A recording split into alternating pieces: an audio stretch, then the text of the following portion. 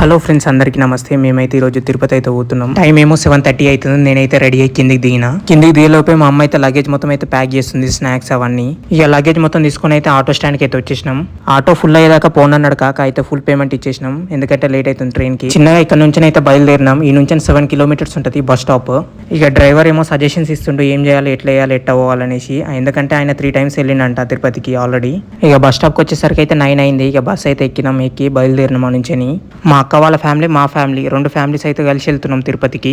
ఇక Secunderabad railway station అయితే చేరుకునేసరికి 11:30 అయింది. ఇక లగేజ్ మొత్తం తీసుకుని స్టేషన్ లోపలికి అయితే పోయినాం. మన ట్రైన్ వచ్చేసి 9th ప్లాట్ఫామ్ మీద ఉంది, శబరి ఎక్స్ప్రెస్. అది ట్రైన్ డోర్స్ అయితే ఓపెన్ చేసి 12:30కి అట్లా. ఇక లగేజ్ మొత్తం తీసుకుని లోపలైతే పెడుతున్నాం. ఇక లగేజ్ అయితే లోపలైతే పెట్టేసినాం. మా వాళ్ళు అయితే సీట్లు అయితే వెతుక్కుంటారు. 1 month బ్యాకే రిజర్వేషన్ చేపించినాం టికెట్లు, కానీ సీట్లు మాత్రం ఒక కంపార్ట్మెంట్ లో రాలే. మొత్తం 15 టికెట్లు అయితే బుక్ చేసినాం, కానీ అలా 3 రాలేదు. ఇక 7 S11 6 S9 2 S3 ఉన్నాయి మా సీట్లు. ఇక ట్రైన్ అయితే బయలుదేరింది 12:45 అట్లా. ఇక నాతో పాటు నా ఫ్రెండ్ గానీ ఇట్లా తోలుకొచ్చిన, వాడికి ఇట్లా మొక్కుందంట. ఇక్కడ వీడిలో యూనిక్ క్వాలిటీ ఏంటంటే అందరితో భలే కలిసిపోతాడు వీడు. నాకు ఈ ట్రైన్ జర్నీలో ఈ సీనరీస్ మాత్రం భలే అనిపించినాయి ఫ్రెండ్స్. టైం ఏమో 11:30 అవుతుంది. ట్రైన్ ఏమో రాణిగుంట స్టేషన్ దగ్గర ఆగింది. నేనైతే దిగి S11 కంపార్ట్మెంట్లకి అయితే పోతున్నా, ఎందుకంటే నెక్స్ట్ స్టేషన్ మనదే కాబట్టి. ఇక పోయి వాళ్ళని లేపి లగేజ్ అయితే మొత్తం కిందికి దించి డోర్ దగ్గరికి అయితే తీసుకుని వచ్చి పెట్టేసినమాట. ఇక ఎట్టకేలకైతే తిరుపతి అయితే చేరుకున్నాం. వచ్చేసరికి 11:55 అట్లా అవుతుంది టైము. మొత్తం 10 hours అయితే పట్టింది ఫ్రెండ్స్, సికింద్రాబాద్ నుంచి తిరుపతి రానికి. ఇక లగేజ్ మొత్తం అయితే తీసుకుని స్టేషన్ బయటకి అయితే వచ్చేసినాం ఫ్రెండ్స్. ఇక మాకైతే ఎటు పోవాలో అర్థం కాలేదు. అక్కడనే లగేజ్ పెట్టి అటు ఇటు చూస్తున్నాం.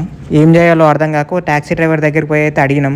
డ్రైవర్ని అయితే అడిగినాం ఏం చేయాలి అనేసి. ఆ డ్రైవర్ అయితే ఏం చెప్పిందంటే 3000 tokens డైలీ ఫ్రీకి ఇస్తారంట. ఆ ఫ్రీ టోకెన్ రావాలంటే మన బండి అయితే క్యూలో కట్టాలంట. అక్కడ డైలీ 5 o'clock నుంచి ఇస్తారంట మార్నింగ్. సరే తీయని మా వాళ్ళు అయితే ఒప్పుకుర్రు. ఇక చిన్నగా లగేజ్ అయితే మొత్తం జీప్ మీదకి అయితే పెట్టేసింది ఆయన. ఇక లగేజ్ అయితే ప్యాక్ చేసుకుని మెల్లగా అయితే నుంచి బయలుదేరినాం ఫ్రెండ్స్. వెదర్ మాత్రం భలే చల్లగా ఉంది ఫ్రెండ్స్. ఇక్కడ ఎట్టకేలకైతే మనం అయితే చేరుకున్నాం.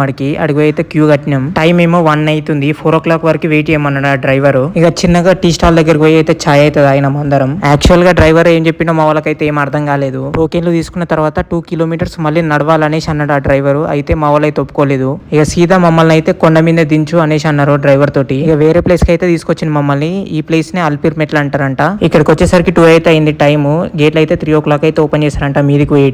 ఇక మా వాళ్ళు అయితే పడుకున్నారు ఇక్కడనే 3 o'clock వరకు. ఇక మా అక్క, నేను, మా బావ, మా దోస్తు గాడు ఫోటోలు దిగనికి అయితే పోయినాం గరుడ విగ్రహం దగ్గరికి. ఇక టైం అయితే 3 అవుతుంది ఫ్రెండ్స్. గేట్లు అయితే ఓపెన్ చేశారు. ఇక మా వాళ్ళని ఎక్కించి పంపించిన మా నుంచి మేమైతే నడుచుకుంటూ పోదామనేసి అనుకున్నాం. మా అక్క, మా బావ, నేను, మా చిన్న బావ, మా ఫ్రెండ్ గాడు నడుచుకుంటూ కొండ ఎక్కుదామనేసి అనుకున్నాం. గేట్లు మాత్రం 4 o'clock అట్లా ఓపెన్ చేస్తారంట. ఇక 1 hour అయితే టైం పాస్ చేసిన వెంటనే ఇక గేట్లు అయితే ఓపెన్ చేసారు. అందరు నారాయణ నారాయణ అనుకుంటూ పోతురు లోపలికి. ఇక మేము ఇట్లా బయలుదేరిన మీ నుంచి చెప్పులు అయితే బయటనే ఇప్పేయాలంట. మొదటి మెట్టు దగ్గర మా బావ అయితే కొబ్బరికాయ అయితే కొట్టిండు. ఇక మెల్లగా మెట్లు అయితే ఎక్కడం స్టార్ట్ చేసినాం. మెట్లు ఎక్కుతుంటే దారిలో పెద్ద గోపురం అయితే వచ్చింది. అందరిని అయితే 1/2 hour ఆపేరు ఇక్కడనే. 1/2 hour తర్వాత గేట్లు అయితే ఓపెన్ చేసారు. అందరం అయితే బయలుదేరినాం. ఇక నుంచి ఇక్కడ చెకింగ్ అయితే చేస్తారు. ఏమన్నా మారణాయుధాలు ఇట్లా పట్టుకొచ్చారేమనేసి. విష్ణుదేవుడి 10 అవతారాలు ఇక్కడ కనిపిస్తాయంట. కిలోమీటర్ కి ఒక్కొక్క విగ్రహం ఉంటది విష్ణుదేవుని అవతారాలు. మొత్తం 3500 మెట్లు ఉంటాయంట ఫ్రెండ్. మొత్తం 5 hours పట్టుద్దంట మీదికి పోనీకి. ఇక మేమైతే మెట్లు ఎక్కడం స్టార్ట్ చేసినాం. ఫస్ట్ 300 మెట్లు ఎక్కేసరికి మాకు చాలా అయింది. ఒక 10 minutes ఇక్కడ రెస్ట్ తీసుకొని మళ్ళీ బయలుదేరినాం. ఎక్కడం స్టార్ట్ చేసినాం మళ్ళా. కానీ నాకు ఇక్కడ నచ్చిన విషయం ఏంటంటే ఏది కొన్నా డబుల్ రేట్ ఉంటుంది ఫ్రెండ్స్. ఒక్క 10 రూపాయల గ్లూకాన్ డి 25 rupees అంట. ఇక్కడ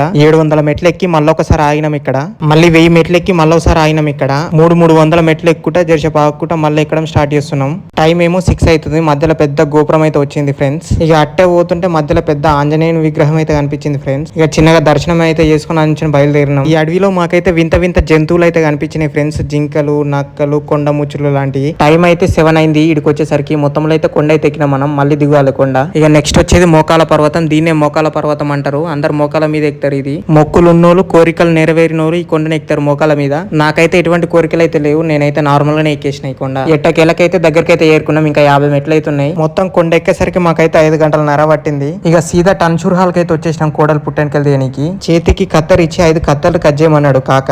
తన గుండె అయితే తీసిండు కాక. ఇక నేను మా బావ ఇట్లా తీసుకున్నాం గుండు తీసుకుని సీదా యాత్రి సాధనకి అయితే వచ్చేసినాం స్నానం చేయడానికి. ఇక్కడ ఒక్కొక్క ఫ్యామిలీకి ఒక్కొక్క లాకర్ అయితే అలాట్ చేసిరు. లాకర్ లో మా లగేజ్ అయితే పెట్టేసి మేమైతే స్నానం చేయడానికి అయితే పోయినాం. ఇక స్నానం అయితే చేసి అందరం అయితే బయలుదేరినాం ఫ్రీ దర్శనానికి. టైం అయితే 11 AM అవుతుంది. మేమైతే దర్శనానికి అయితే బయలుదేరినాం. క్యూ అయితే కట్టినాం. ఇక్కడ మొబైల్స్ అయితే దర్శనం చేసుకునేటప్పుడు అలవ్ అయితే లేదంట.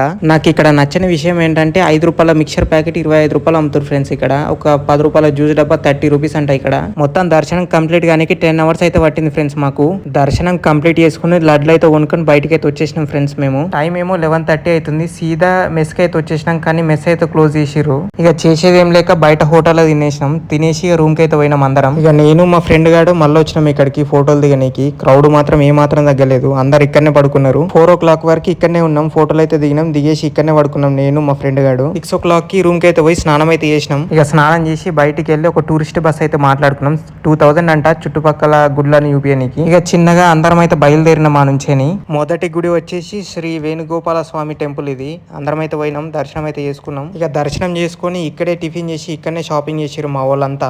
ఇక షాపింగ్ అయితే చేసుకుని చిన్నగా అయితే బయలుదేరినాం ఆ నుంచేని. నెక్స్ట్ వచ్చేది ఆకాశగంగా అంట. ఇక మొత్తములు అయితే చేరుకున్నాం ఈ ఏరియాకి. లోపలకున్న మెట్లు మొత్తం కిందికి దిగాలంట, దిగుతున్నాం అందరం. ఇక్కడ సీజన్ బట్టి వాటర్ ఫ్లో ఉంటది, వర్షాకాలం మాత్రం మరీ హెవీ ఉంటదంట వాటర్ ఫ్లో. ఇక చిన్నగా వాటర్ పట్టుకుని జరని దాగి నెత్తి మీద చల్లుకొని బయటకి అయితే వెళ్ళినాం అందరం. ఈ సీనరీ బాగుందనేసి మా వాళ్ళందరూ అయితే ఫోటోలు అయితే దిగిరు ఇక్కడ. ఇక చిన్నగా ఫోటోలు అయితే దిగి ఆ నుంచి అయితే బయలుదేరినాం అందరం. ఇక నెక్స్ట్ మనం పాప వినాశనం అయితే చేరుకున్నాం ఫ్రెండ్స్. ఇక్కడ పెద్ద డ్యామ్ అవుతుంది, దానికైతే 2 గేట్లు అయితే ఉన్నాయి ఇక్కడ.